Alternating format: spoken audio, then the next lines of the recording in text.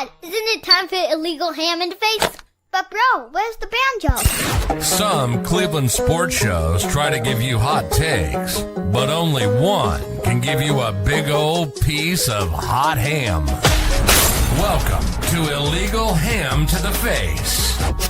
Talking all Cleveland sports. And don't forget our Fat Boy Tuesday, where we also ham it up with some fun food topics. Without further ado, let's serve up some ham. Here are the Ham Boys, Fatty and Big Bri. But Dad, What is going on, everybody? Welcome on into another Tuesday edition of Illegal Ham to the Face here at Ham Illegal and on Network 216. Big Bri, what's going on, my brother? Not a whole lot. Living the dream, my friend. I was expecting that when we hit a couple 70s last week, that it would kind of stay the course. Bri, it was bone chilling. No way. Today. No bueno. That was frost on the car. Today. I know that. And it's going to be colder tomorrow, so buckle up, Buttercup. It's not going to be a pleasant one. Welcome on into our show tonight. We're going to dive into the Browns talk, sign a couple free agents, also start talking draft because we are less than 30 days away, I believe now, Bri. That's right, about a month. We'll talk that. We will talk guards because baseball starts this week. Yes, Lamar, we have that news. We will be breaking that here in just a second and see what that means for the Browns. Also, we will be diving into our top 3 action stars. If we were going to be the producer, director, what top 3 action stars that we want. Bri, I did not write down a Fat Boy Tuesday, but I want to get into something because my wife downstairs has brought to me waffle cones, all right, because she's been having a hankering for some waffle cones. So we might be talking some waffle cones and ice cream cones tonight. You down with that? Always. Absolutely. All right. And other than that, Bri, our show's brought to you by Hero Kill Lake Erie, PA, and also City Dogs Cleveland. It is your turn for trivia tonight. I do have a new dog here to showcase and show off. So, Bri, let's get the show started like we always do. Bri, you got any shout-outs this week, my brother? Let's see. I guess the only one I had was my brother and his family are in the Ozarks for spring break. So I got a text message late on Sunday night from my sister-in-law saying I better shout her out on the podcast. So here's to you guys. Hope you're having a great time. I got a picture today of my brother wearing his Illegal Ham to the Face t-shirt. So he's representing down there in, I think it's Missouri is where they're at. Yeah, sounds like they're having a good time. I'm sure the weather's a little bit nicer than it is up here. But yeah, that's it. That's it for my shout outs. God, I'd hope so. I got to shout out our boy John Gardina, birthday this week, big 4-3. Oh yeah. So John, happy birthday, John. And that's pretty much it on my end until next week, because next week is when we start April, and that's when birthdays start flying in my family. So other than that, got nothing else to shout out, bud. Let's get this show started. Let's get this show hammering. And Bri, let's start out with what we always do with our trivia right at the beginning of the show. Here we go.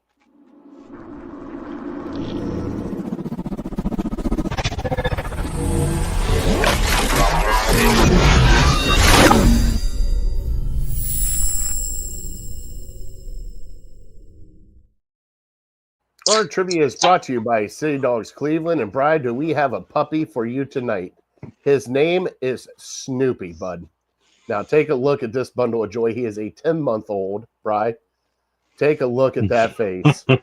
You cannot go wrong with this dog. He is a playful pup available for adoption at City Dogs Cleveland. And my God, he is look at that. I might have to go adopt this dog, Bri. it's cute, very cute. Heck yeah. So if you can, please go help out a city dog and adopt. But if you cannot adopt, volunteer, donate, whatever you could do for City Dogs Cleveland. Also, they will be having their marathon coming up in June, or their 5K coming up in June, into May, June. I'll get the date on that one for sure. Go help them out, please. Near and dear to our heart. We've been part of us since we've started this show and can't thank them enough. So please help out a City Dog from Cleveland. Bri, what do you got for me for trivia tonight, brother? I have some college basketball trivia for you. Christian And Laettner. it is ballpark, Christian Laettner. I'm looking for teams. The team that has the most tournament wins in the NCAA men's tournament. So I believe this is before this tournament started. Okay. So it may have, to give you a hint, it may have changed. One team may have surpassed the top team. So there's two teams that are real close to the top. If you get either one of them, I'll give it to you. All right. Justin, I know it's nowhere near a marathon. I backtracked. I know it's a fatty fail. Jeez, man. A little different. Different than a marathon. Man. Well, Bri, I don't see Chris's name in here yet, but we still got to play it because it's time to get in our show and get into some Cleveland headlines.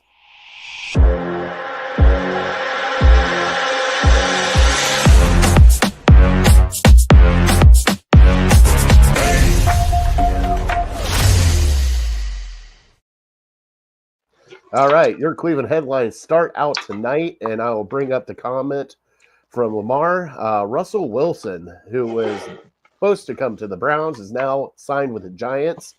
That means the Giants now have Jameis Winston and Russell Wilson. Does that mean they take a quarterback at 3? We will find out. Lamar said, he goes, it doesn't sound like they're drafting a quarterback at 3. So I bet with this move, depending on if their quarterback's at 3, I think they will take him at 3 because you got 2 really good veterans there. Well, 1.5.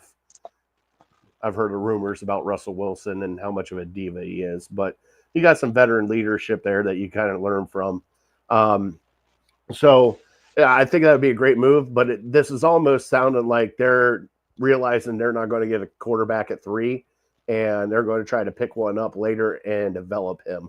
So whether it be a 2nd, 3rd, or 4th round pick, it's kind of sounding like what they're doing. They're probably going to have Russell start and then have Jameis back up Russell and see from there, or have them compete for it. But Brian, that does change some things for the Browns because, it was rumored that Russell was here, everything else. I mean, should that change a lot for the Browns? It's hard to say. It depends on what their thoughts on Russell Wilson were. Were they seriously considering him to bring him in and have him as a starter? Or, was he just something to throw the Falcons off the scent that we really want Kirk Cousins? I don't know.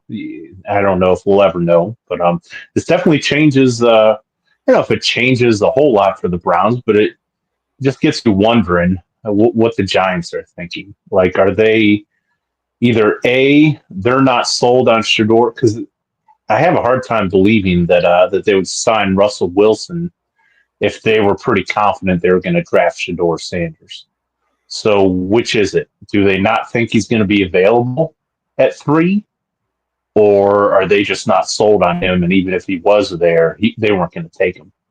I don't know. I guess time will tell. But yeah, at this point, I'd be surprised if they draft Shador, unless he falls to the 2nd round or something, and they just can't help but take him because you have 2 capable quarterbacks now, and most teams don't really carry 3, especially 3 capable quarterbacks. You might have a reclamation project or a late round draft pick as your 3rd guy, but yeah, I can't imagine.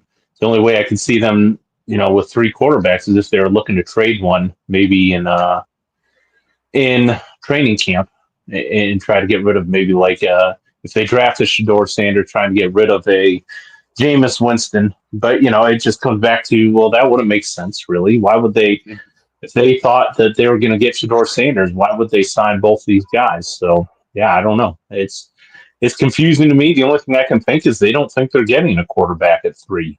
But what does that mean?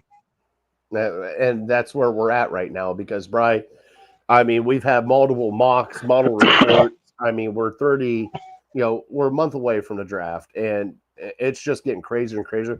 There's people having us take Travis Hunter at number 2. There's people, we're taking the Penn State edge, Abdul Carter at 2.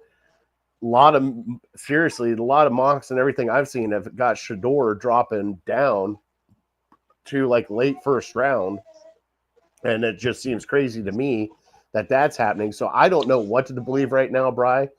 But, they always brought up, like the Bo Nix situation. Like, if you feel comfortable drafting Bo Nix at 2, I mean, that's kind of like the comp of what's going on with Shedeur right now is he is like a Bo Nix. So he is a good quarterback, but would you want to draft that at 2? And that's the kind of question that we got to talk to ourselves about as Browns fans because we don't know. We don't know what they see. We're not at the, pro days. We're not at the scouts checking everything else. Brian, both you and I agree that with his dad, everything else, he's got a good head on him, especially, football IQ wise. At least he should. But, arm talent is kind of mediocre. A lot of drop downs, not a lot of deep passes. I don't know. I'm still not sold on Cam Ward or Shedeur right now. But, quarterbacks drive this league, Bri. And if the Titans are going to take Cam Ward number 2, Bri, what do? Do we reach? I mean, that's where we're at now. If we have to reach for Shedeur because he's the quarterback, do you feel comfortable reaching? Or would you take the best person available at number 2 and try to piece it together later on? Yeah, me personally, I'd take the best player available at 2. But in fairness, my job is not on the line. And I think that's what it comes down to really is what is the Browns' perspective? How important is the 2025 season to the Cleveland Browns? Now, if they think Shedeur Sanders is the second best prospect in this draft and he's more than deserving to go at 2, then yeah, absolutely go snatch him up. But it doesn't sound like there's a whole lot of franchises out there that even think he's a top 5 or a top 10 prospect. And I know quarterbacks carry a different weight than every other position, but yeah, it's kind of, to me, it's kind of like playing the stock market. Shedeur Sanders, your stock is pretty good right now, and you have them in your back pocket. You can cash out, you can get out of the game, you can just take Shedeur Sanders at 2, and you got your franchise quarterback. Or do you wait until next year's draft, hope that you get a better prospect than Shedeur Sanders? Because we don't know. We think the quarterback class is better. But even if the quarterback class is better next year, there's no guarantee you're going to have a chance at drafting some of these guys. You might shock the world, and we might end up 9-8 or 8-9 or something, and we're picking 17th in the draft. And we don't have a prayer at taking some of the top guys. So that's a question they have to answer. That's why they give you several months to really figure it out. I just hope they're very solid in their conviction of what Shedeur Sanders is. And yeah, I don't know. I don't know. It seems like every time we do this show, we only do it once a week. So every time we do this show, there's a different guy that is being talked about as the Browns are. Oh yeah, everyone's mocking this guy to the Browns this week. This week it's Abdul Carter. People are talking about, well, have you just reserved to the fact that we're taking Abdul Carter? And last week it was Shedeur Sanders, and next week it'll probably be Travis Hunter, and then it'll probably go back around a couple times to where, you wonder if the media is just messing with us, like toying with our emotions, like just to make it a talking point rather than just, if it was just Shedeur Sanders this whole time, we wouldn't have a whole lot to talk about. But I don't know. I was going to ask you, and we got into it a little bit last week, hold your feet to the fire. You're staying at 2. Who are you taking? right now for me, Bri, and with everything that's coming out, if I have to pick it too and I can't trade out of it, I'm Yep. still going to go with Abdul Carter. I Me just too. That's where I'm at. I'm not sold on Travis Hunter. And yes, Travis Hunter, a great athlete and a Heisman Trophy winner, and I still have questions about Travis Hunter. I don't know what they are. I don't know if it's because of his size. I don't know if it's because he wants to play both ways and cornerback and wide receiver. I don't know what it is about Travis Hunter that has got me hung up right now on this question mark of him. Like, he could be great, Bri. He could be great. But I've also seen guys with his size come in here and not be able to do what they do. And either A, get hurt or have an injury plagued season. I'm not saying that Abdul Carter it will not have that, but with his speed on the outside, something to go along with Myles Garrett. Also, Myles Garrett can teach. I think it'd be almost a home run, and that would completely, I wouldn't say solidify your defense, Bri, but it would make your defense a lot more better to have that. And then you could start piecing together the offense. I know the offense is where we are seriously have problems, especially with the 32 ranked in the NFL, with all the rushing, everything else. We were not good last year. But other than a quarterback, I don't have another weapon here, a wide receiver, anything else that just screams at me not to take at number 2. Now, if we trade back, yeah, I would snatch up a wide receiver or, whatever we trade back to. That's when I would start looking. But if you got Abdul Carter right there, Bri, I think you have to take him. And if they feel that strong about Shador, I would be okay with it because they need a quarterback. But I don't want them to reach because they have to reach. You know what I mean? Like we've reached before. I mean, we've reached a lot of Brandon Whedon, reach. Johnny Manziel, reach. Brady Quinn, reach. Like there's been a lot of reaches that we've been doing as Browns fans and Browns teams and Browns GMs that I'm tired of reaching. And, if you look like the great teams that come in, Bri, they take the people that they need to take at that pick and don't reach. Yeah, I'm with you with the Abdul Carter. I think I hate to use this because if he sucks, then nobody's safe. But I feel like he's the safest pick. Shador Sanders. There's a lot of up and down. Now he could be great. He could be terrible. But I just have a hard time making that big of a commitment because it's a bigger commitment to a quarterback than it is any other position.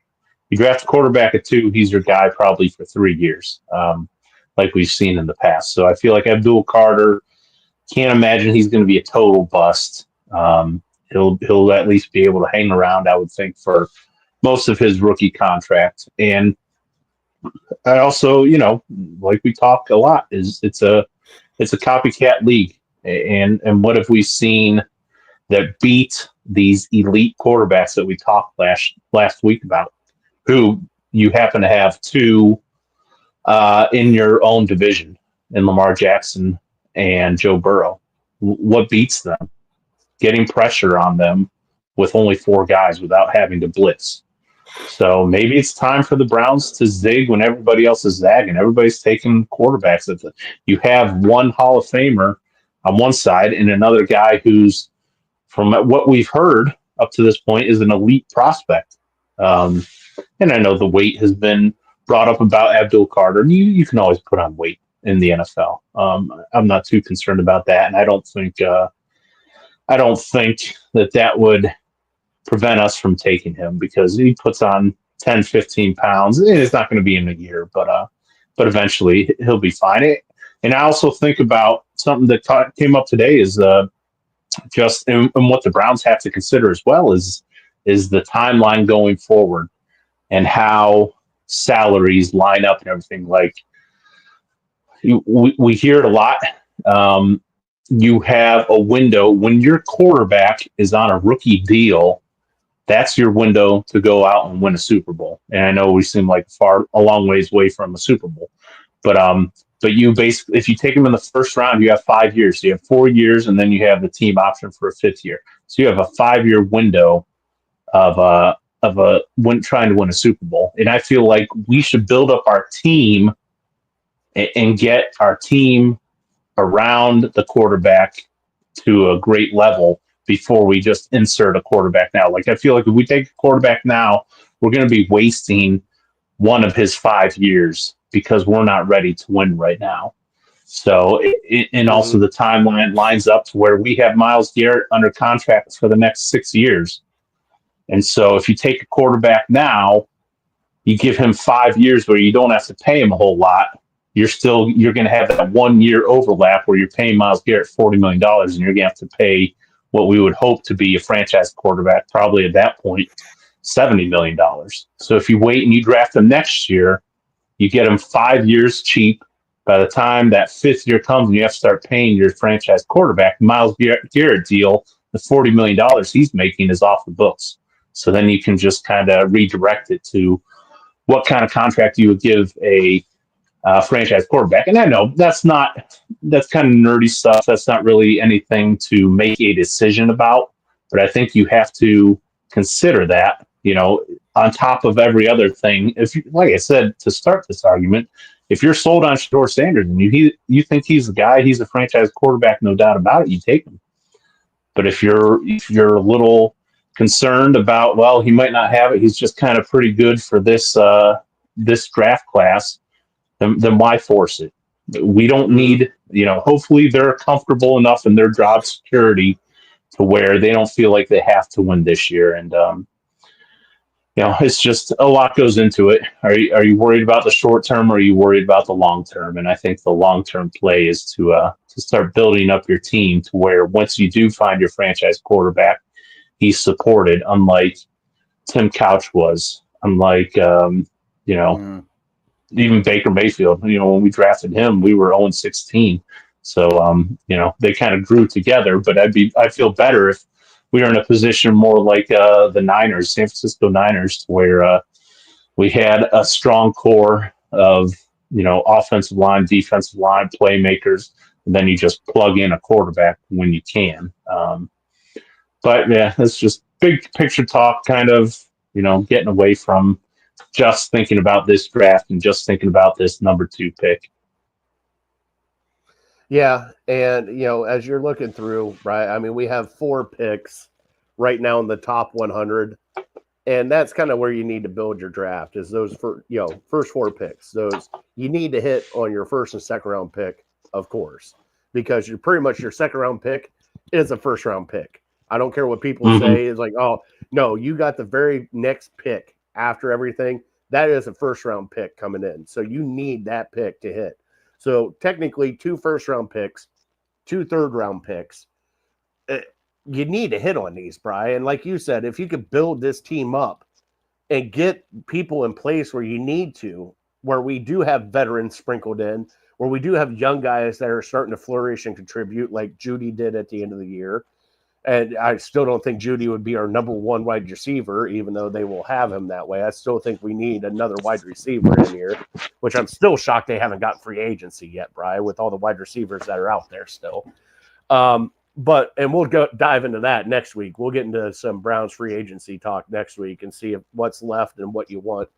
But Brian, there's still, you sit there and talk about quarterbacks, draft class, everything else, right? Like, this draft class was actually supposed to be really good.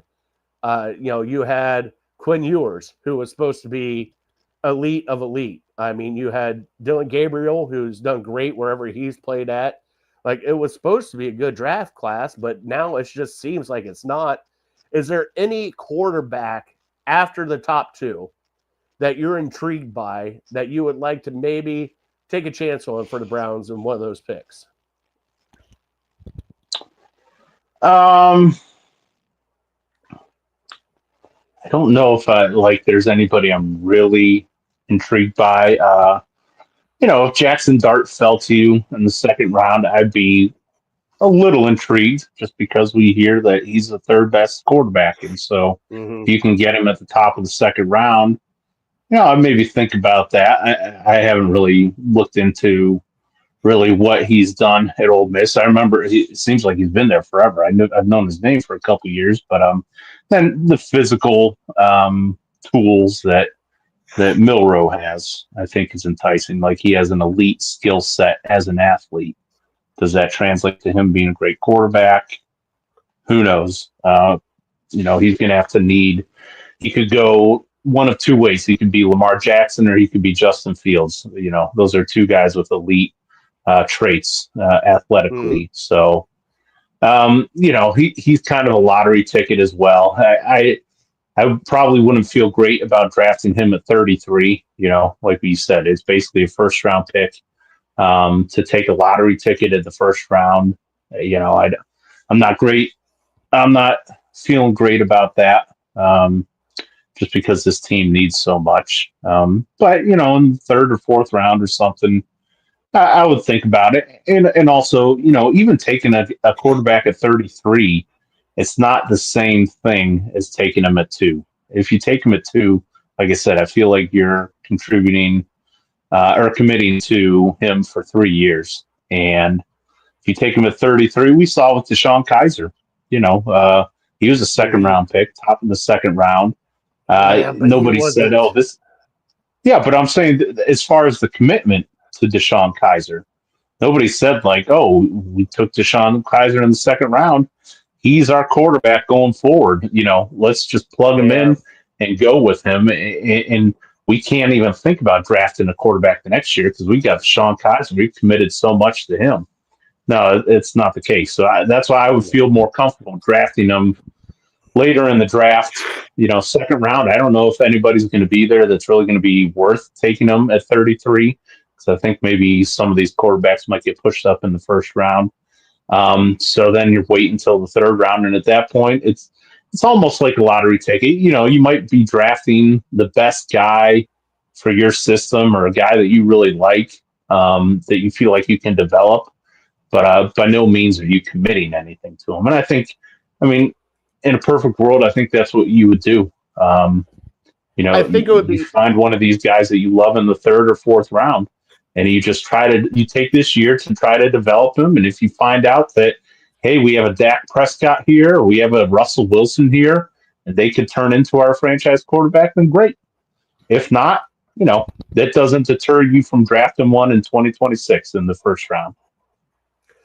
I think what Browns fans need for that to happen and not clamor about it, Bri, is a true veteran in the building. And I'm not saying that Kenny Pickett's not a veteran. Kenny Pickett's been in the league now long enough, but it's Kenny Pickett.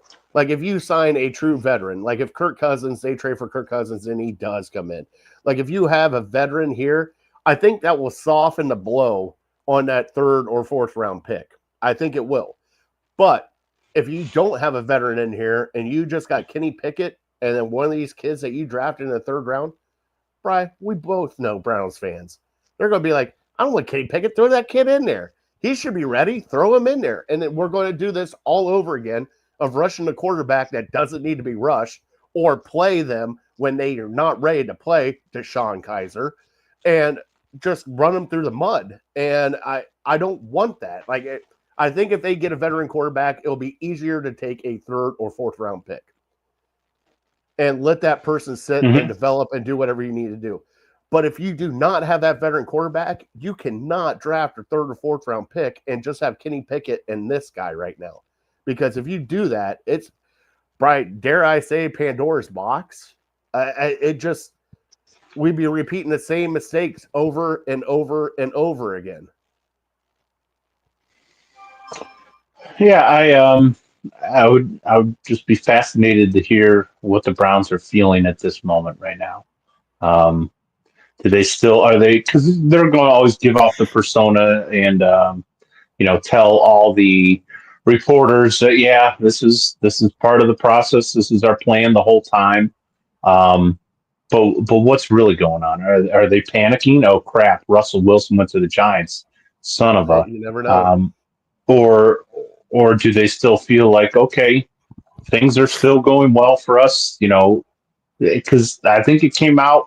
I heard something yesterday or the other day that that Kirk Cousins is willing to waive his no trade clause, but he wants to wait until after the draft because he doesn't want to get screwed by Like he going did when to a he went, team.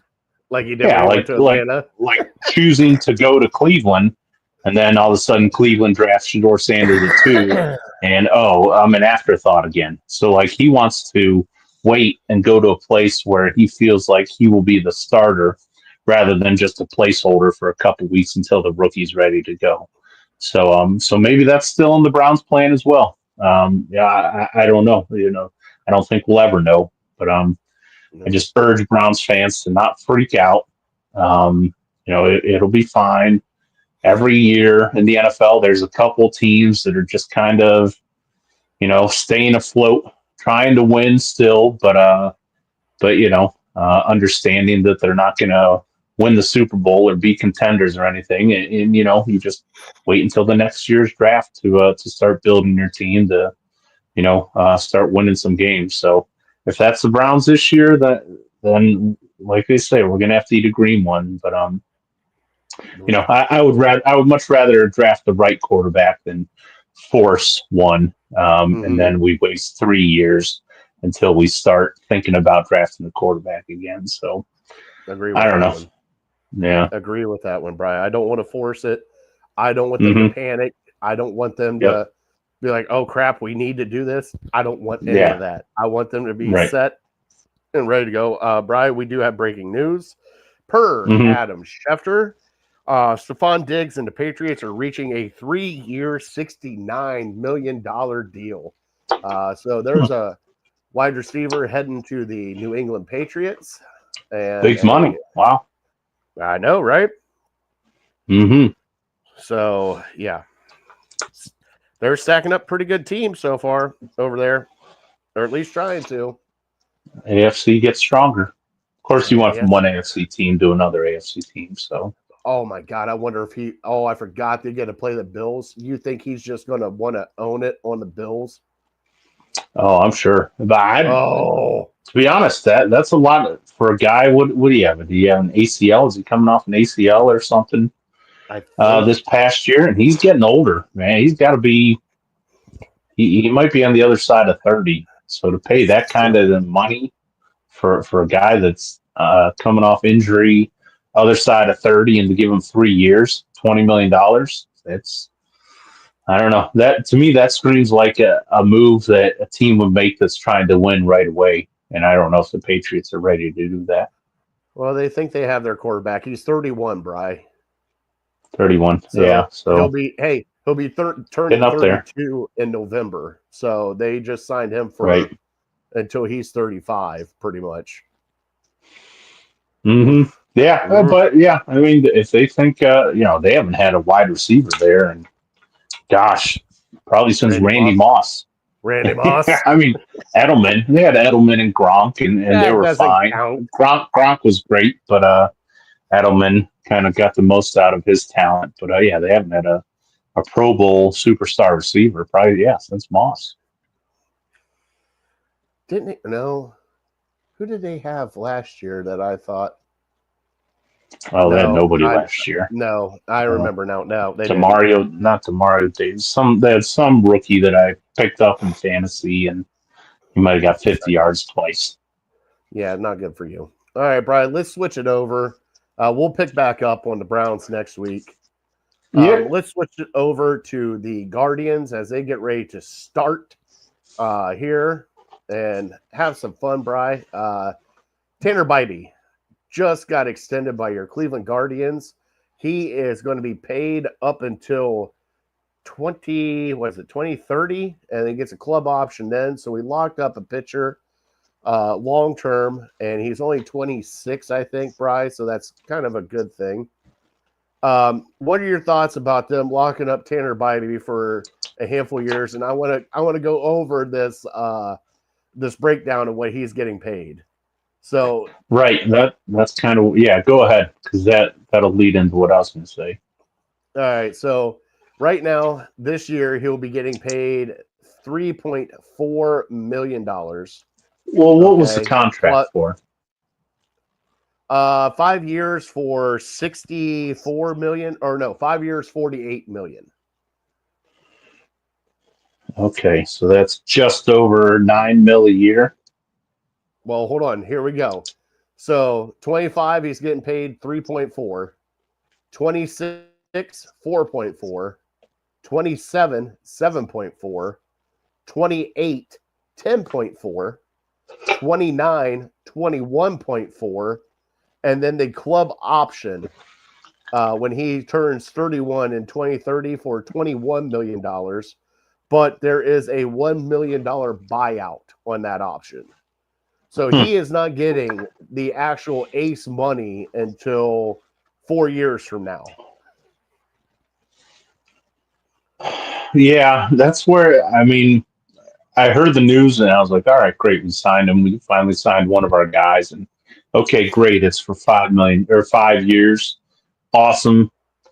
But then I hear the money and it's $48 million. I mean, it's great for the Guardians, but like my mind went to, all right, so either he made a terrible deal, which usually baseball players don't because of the baseball union. They get every penny that they're deserved. Or maybe he's just not as good as we think he is. Because he was the ace of the staff last year. Well, that's only because... And he only got $9 million? But that's only because, Bri, only because that Shane Bieber went down.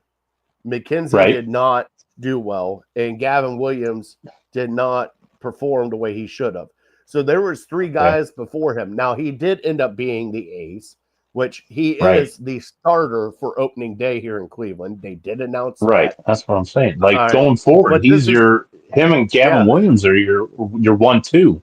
So I would have thought like a young guy like that would have got more money out there. Like what did Cobb get like $15 million a year? Yeah. So this guy's only worth $9 million a year. Like something doesn't add up here. Like either we got a raw deal or he's just not as good as we think he is. Well, it also might be the point, Bri, that he's locked up now until 2030. All right. His pitchers' primes are different depending on the pitcher. All right. But he could still go out and get another contract and get a huge payday on that contract, being 30 years old, Bri. If he pitches well here in Cleveland and goes on and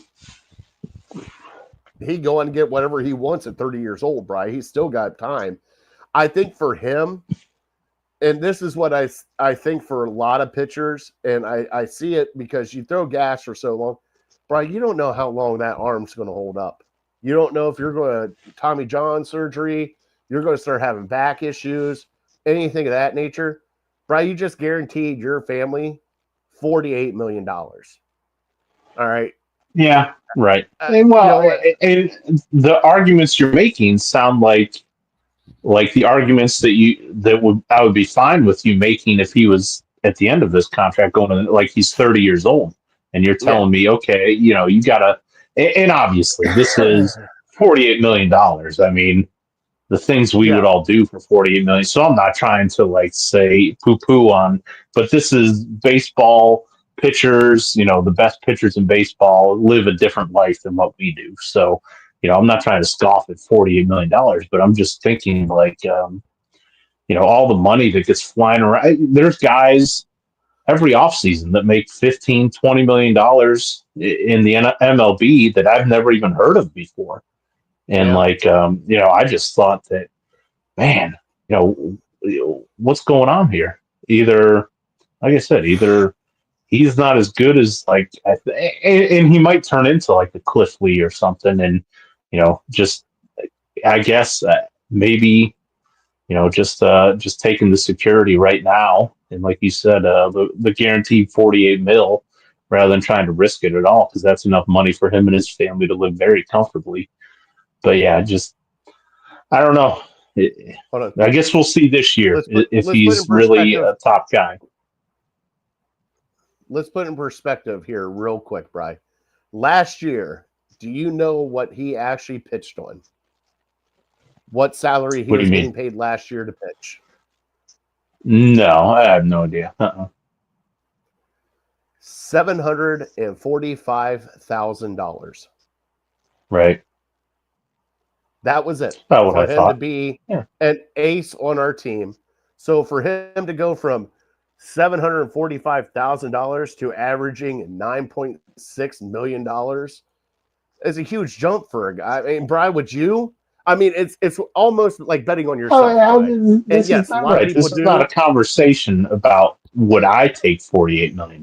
This is like if he's really, not even an ace, but like a number two starter. What's the average number two starter on a contending team make? I would think if Cobb Oh, got that's 15 million, I would think 15 to 20 million.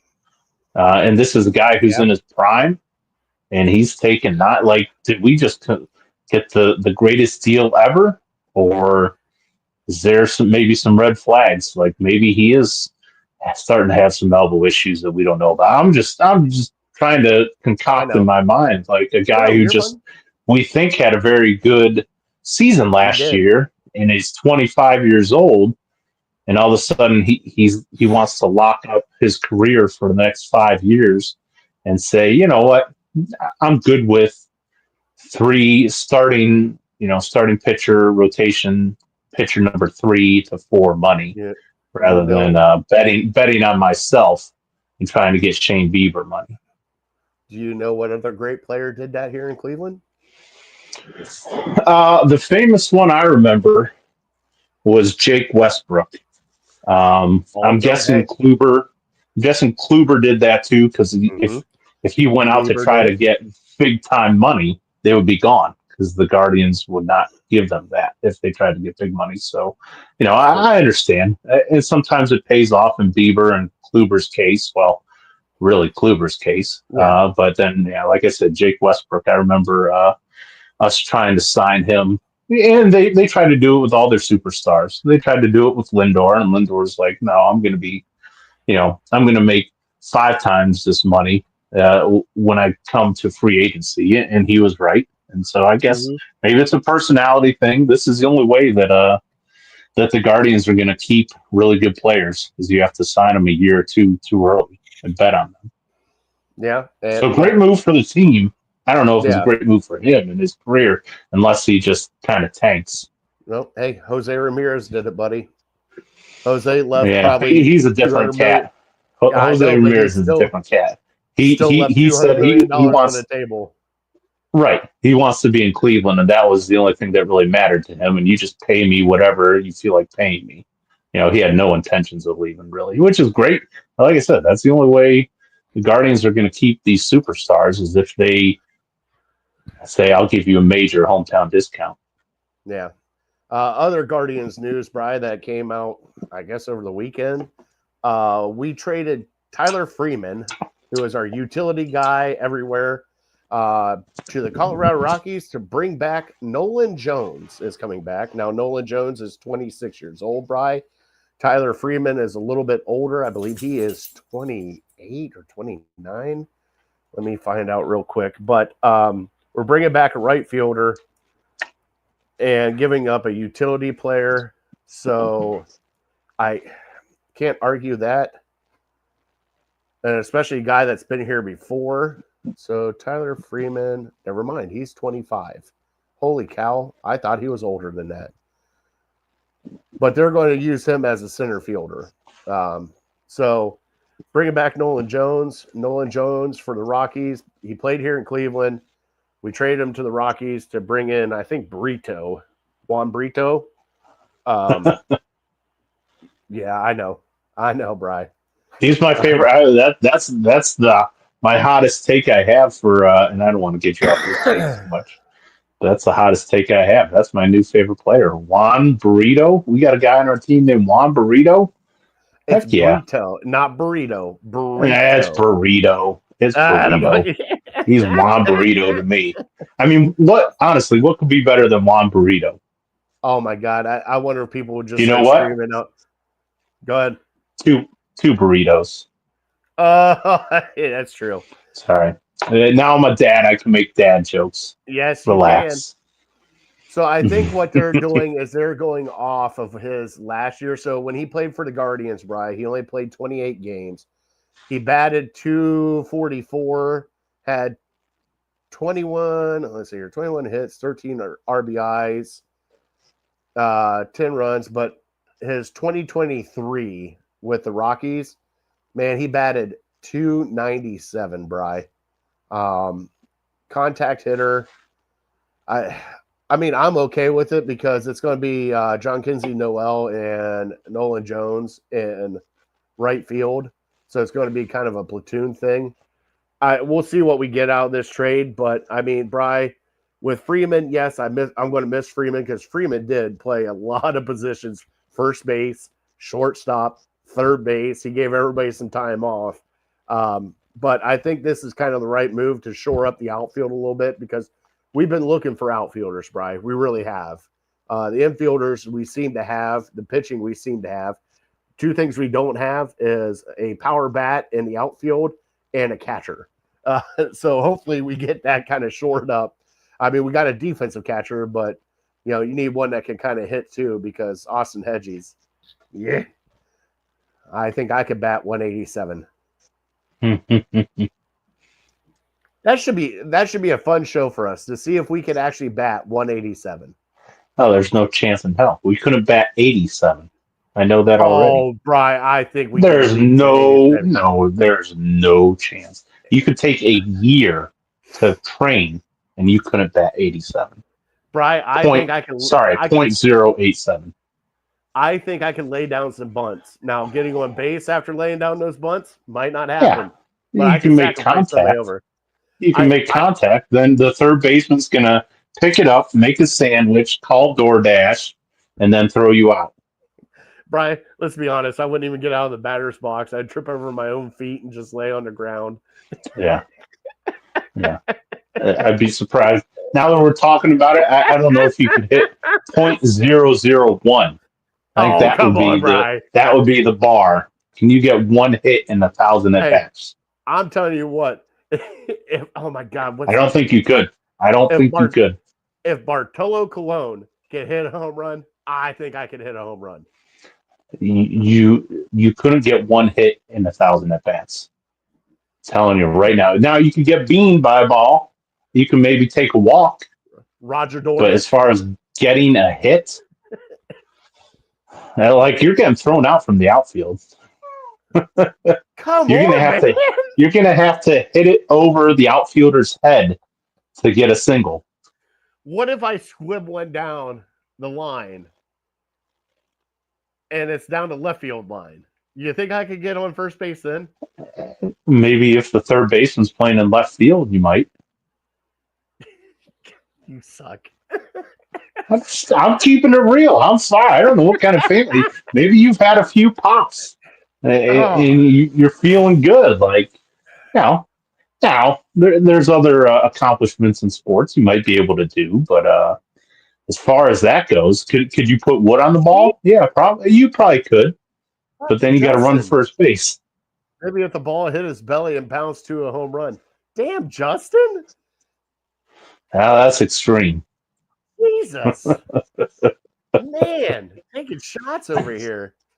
You guys are filling me up like Swiss cheese right now. That's some messed up shit. All right, Brian, let's get into March Madness. Congratulations. Michigan made it to the Sweet 16. Who do you guys end up playing? Auburn, which will be a tough one. That would definitely be a tough one. And it's Brian, 9:30 on Friday. I hate these great time. 10 o'clock. I stayed up Thursday. I took off work on Thursday. And it just so happens Michigan played at 10:10 at night. That's when they started the game. Mm-hmm. I'm off the whole day. They could play whenever, and they don't start till 10:10. So I was a little pissed about that. Well, take Friday off too. Well, I got to give them 30 days notice. Really? State Country Club. Hey, you know what you could always do? You could ship your pants. I could ship my pants. That's true. Well, I just show up. That is. I got to go home. Move. That's like I walking. got to go home. I crap my pants. Just drop one right in your pants and be like, "I gotta go home, guys. I gotta clean this up." I got no more pants. I'm sorry. What do you want me to do? I'll see you on Monday. Oh, tools of the trade. Tools of the trade. Brian, what did you think of the first 2 rounds? I thought I heard today that it was the most watched first couple rounds since like 93 or something like that. Maybe I think first that's like because 4 days. I think What do you it's because think? everybody could bet. I think it's because a lot of the favorites won, so That's everyone's true. picks to win it all was still in it. alive. Yeah, like had Florida lost or Auburn lost, or like a lot of these upsets, happen, and you got 12 versus 13 or whatever. People are like, "Oh, my bracket's busted. I'm not going to watch it or anything like that." But the fact that all the heavy hitters are still alive, I think a lot of people's brackets are still there. So they're going to keep tuning in, and I'm as guilty as anybody. If my brackets go down, yeah, I'll bet $3 or $4 if I feel like it, but I'm not going to make it appointment viewing. So yeah, I think just because all these big teams, with big followings are still alive and everyone's bracket's still kicking a little bit at least. I do have one beef to pick, Brian, and it's only because of a bet. And I pulled my family on Sunday because just wanted to say, hey, it was a $2 parlay. That's all it was. Wasn't anything major, but it was pretty much the entire Sunday of picks. All right. Okay. My wife, God bless her, picked Colorado State to beat Maryland. Oh, geez. Well. And then I seen that was a good bet. Maryland, I had them. Well, hey, I see Maryland won, and I was like, okay, Maryland won. That's cool. Then I watched the shot. Holy fucking shit, LeBron. Take 6 more steps. How the hell is that not a travel, Bri? Like he's in the moment. They're not going to make the call. He walked it from the 3-point line all the way to the corner, man. Yeah, I don't know. I think either there's some Big Ten bias there or big conference bias, or just the fact that at the end of the game you swallow your whistle unless it's egregious. My God, I thought it was egregious. How the hell was it not? On the replay, yeah. I mean, if it was 6 steps, then yeah, you blow it. But it was 3 steps, so you're allowed like. It's like he cut it in half. 2.5. Walked right to the basket. I'd have been fine if they got eliminated. You get no beef from me. I'm just being a hater. I just saw it. I'm like, you got to be kidding me. I'm like, that's how they lose. Like, I can understand like a last minute 3, but that's how they lose. Like, come on. Yeah, is that the only buzzer beater of the tournament so far? No, they had a couple. What? It wasn't Alabama. There was a couple games that came down to the like. Yeah, it came down to the wire, but like shot going up as time expires. Speaking of the guy there's my guy. Speaking of the guy who didn't show up for work today, there he is. Where has he been? What does he say? I didn't see what he said. Duke will win it all. Oh, of course. Yeah, wouldn't he beat it? Is he always talking? Can't remember what bandwagon he jumps on as Duke or Kentucky or one of the Blue Buds. Kansas City. He's a Chiefs fan. He's a Patriots fan. He's a Steelers fan. Yeah. Anything close to Chicago that's worth a damn. The Bulls have sucked for 30 years, so he doesn't talk about them much. But hey, we're not getting into that because I don't need Justin firing off too. Oh my God. Love you, Jose. All right. Jose, hopefully I see you at work tomorrow because today sucked. All right. Let's get into our Fat Boy Tuesday as soon as I find a clicker, and then we will move on. We'll talk Cavs next week when kind of everything simmers down. Brian, they're slumping a little bit, but I'm not worried. A 4-game losing streak. Didn't see that coming. But they won, so they beat Utah. Oh, the worst team in the NBA. Doesn't matter. Still win, Bri. Bri, it's still a win. It is a win. You're right. Stop it. Still win.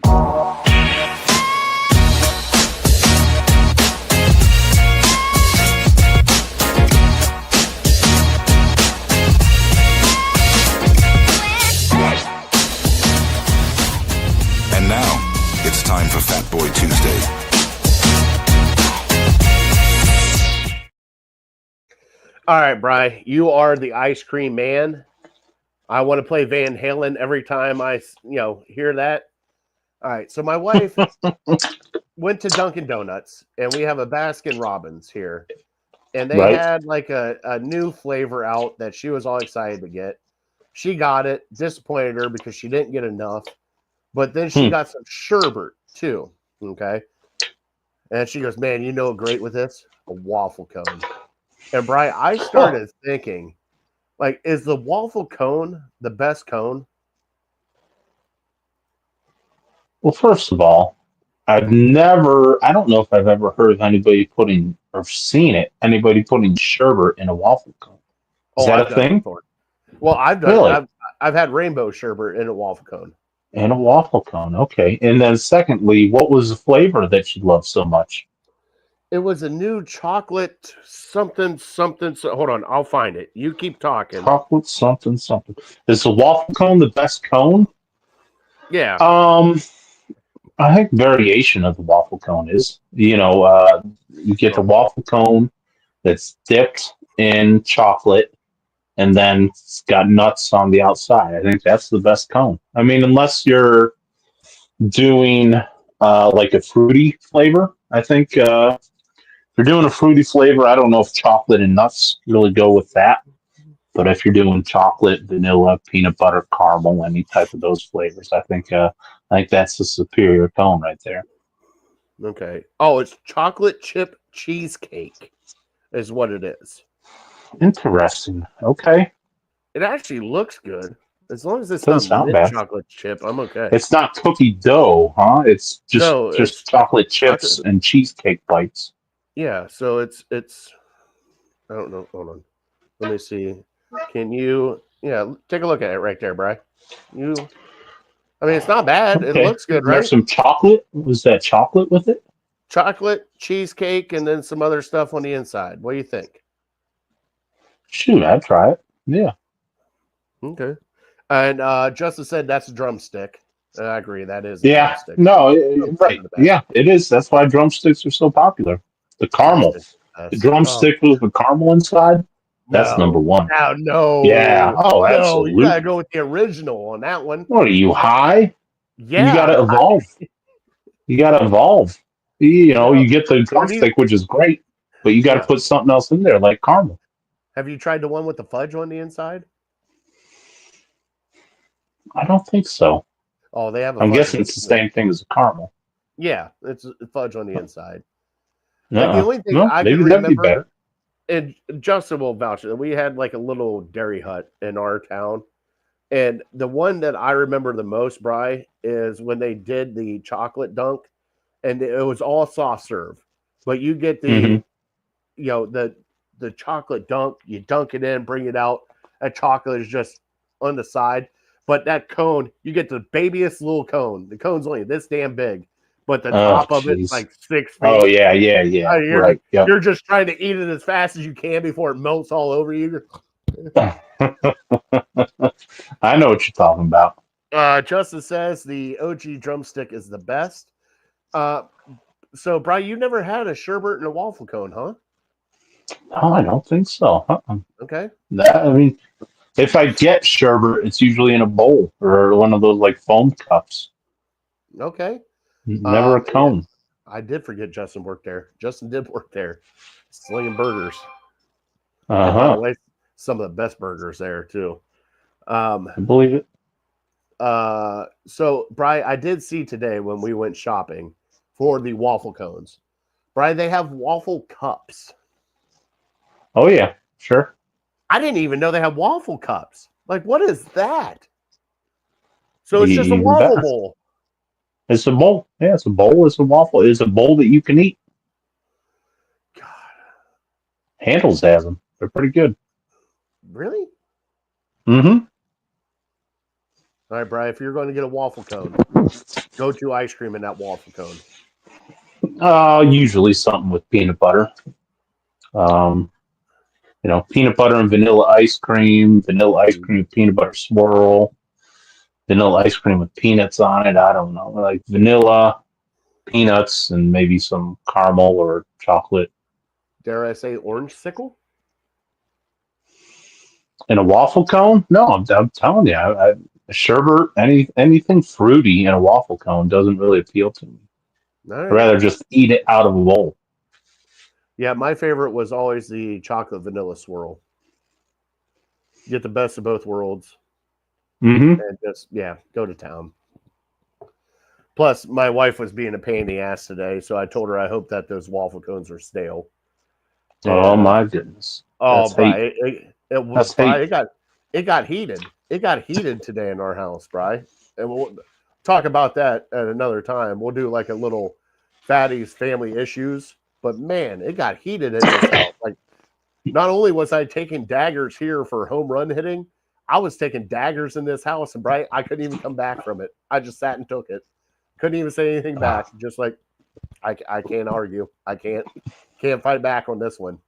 You're on top of the hill and I'm just taking grenades. I can't. Nothing I could do. Nothing I could do. She's just firing shots from everywhere. Oh, I'm give you a heads up here. Do I need to go get a charger? I'm at 9%. nope. We are done with Fat Boy Tuesday. We are going So into you the want to do trivia first. Let's do the trivia first, which is trivia brought to you by City Dogs Cleveland. You asked me who is the team with the most championships? Tournament wins. Tournament win. 134 Tournament all time. win. Okay. Tournament wins. Dude, I got to go with UCLA, right? Very good. Yep. I think so. They're number one on this sheet. There was a team that is still alive in the tournament that I think may have passed them. So what do you think that team is? It's got to be either Duke. Duke is number 3. Is Kentucky still in it? Yeah, there you go. Kentucky. Yep. Shut So I think up. Kentucky passed them because they won 2 games this year. Yeah. And I don't think UNC's victory counts as one because it was like the first 4. Oh, it was a playing game. Right. Justin said mint chocolate chip or homemade bourbon ball. Dude, yeah, now you're talking. All right, let's finish out our show, Bri, real quick. We will get into our top 3 and close it out.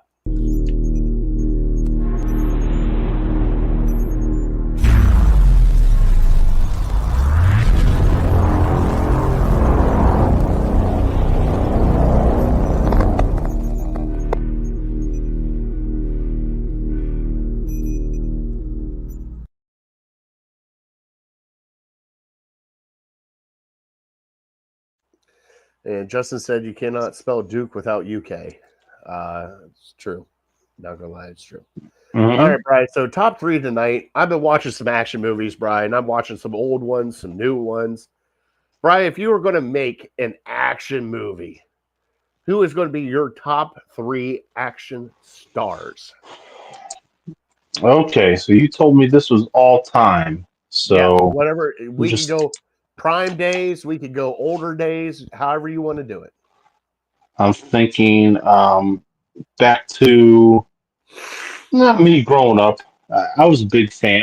You know what? I didn't really love. I wasn't a huge fan of Die Hard, but Die Hard with a Vengeance with Samuel L. Jackson. I got to put Bruce Willis at number 3.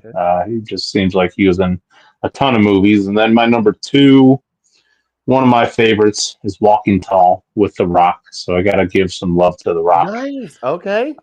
At number 2, and then my number 1, he was the action star growing up, Arnold Schwarzenegger. I never really got into the Terminator movies at all, hardly. But he had so many great ones outside of that. Predator was one of my favorites.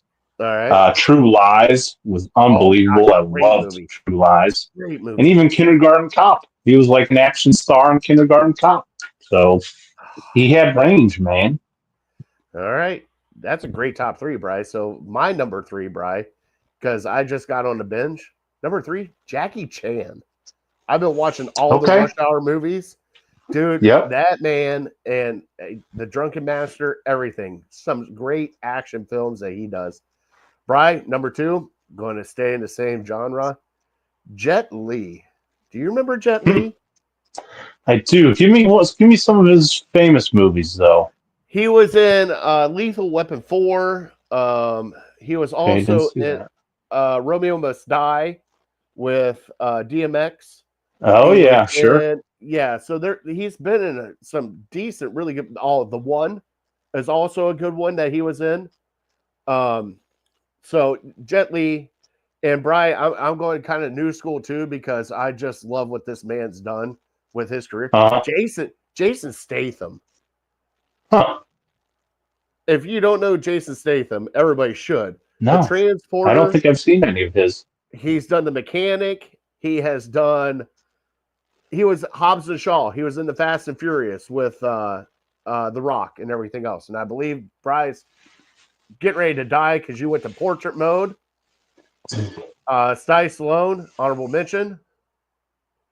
So yeah, some great. Give us some of your guys' great ones. And hit us up. I'm going to remove Bri from here, so you got to look at this face now. I just want to thank everybody for tuning in tonight. Please give us that like, subscribe, and follow on Illegal Ham in the Face. I'll say it for Brian. God bless you. God bless America. And God bless our troops. We want to thank our troops and first responders for everything you guys do. We love you guys. Cannot thank you enough. And with that being said, we are definitely uncorked, unloaded, and we are out. We'll see you next Tuesday talking Browns, Cavs, Guards, and so much more. See ya.